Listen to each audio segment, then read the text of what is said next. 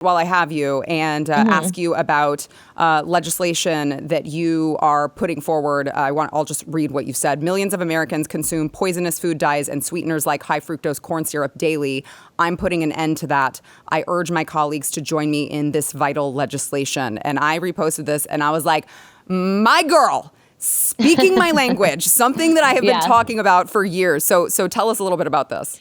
Yeah. So, up in Congress, we obviously have a lot of hats that we wear. But, one of the legislations that I've been very passionate about is really ensuring that all Americans, regardless of party affiliation or social class, have access to clean food. And what we're finding is even on some of these food stamp programs, which I don't know if you know my story, Sarah, which I think you do, but I actually grew up using food stamps. And, we are subsidizing government poison that's making some of the poorest people in our country sick. And ultimately, that contributes to more debt and also to shorter life expectancies, to infertilities. And really, I think the people that are being hurt the most are our children. And so what we're finding is a lot of these artificial food dyes that are banned, mind you, in a lot of countries like Australia and parts of Europe and in Asia are actually linked to cancer, infertility, ADHD, and it's really hurting our kids and hurting our people. And so what I'm trying to do is ensure that that's taken out of our food. I think it's pretty sick that a lot of corporations are taking the cheap way out and basically are serving up poison to our families. And so I'm trying to remove that. And so hopefully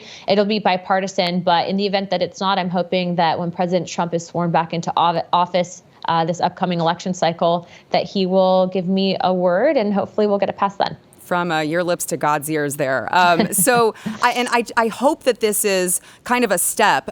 It needs to happen, but I hope that this is also a step towards just completely upending the FDA, because at the end of the day, I mean, they're the ones who are allowing all of these toxic chemicals and food dyes and all of these to be put into, Americans' food. And like you said, there are a lot of families who don't know, don't understand. They're not educated about it. And so I was surprised. Go ahead. Sorry, they can't even afford it. I mean, to eat organic or to eat just healthy, normal food is so expensive now, especially with inflation. It's unattainable and it's unaffordable. But I think, speaking to the FDA, this job has made me so critical of the FDA because I've actually sat there and interviewed them.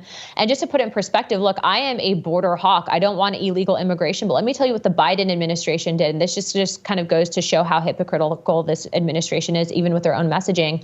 I don't know if you remember a couple of years ago, there was that big pull of infant formula from consumer shelves. Do you remember that? Yeah.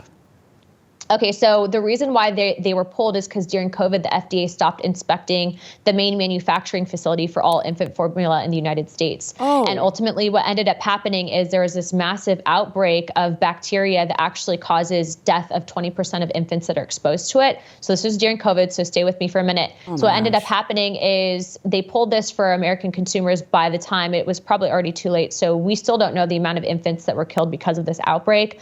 But then after that, mind you, these corporations are required to self-report. So no corporation is going to do that because it's going to impact their reports for sales. Well, then they took that infected formula and they sent it to the border facilities where migrant children were. Golly. So to put in perspective, it's pretty sick. Yeah, that's awful. Listen, I appreciate you. We are cheering you from here at Sara Gonzales Unfiltered in Texas. You are like just a spitfire. I'm so happy that you are in Congress, and we appreciate your time so much. Come back soon. Thank you so much. Thank you. Talk soon. If you like this clip and you want to see the full episode, click here. And if you want to subscribe to the channel, come on, you know you do. Click here.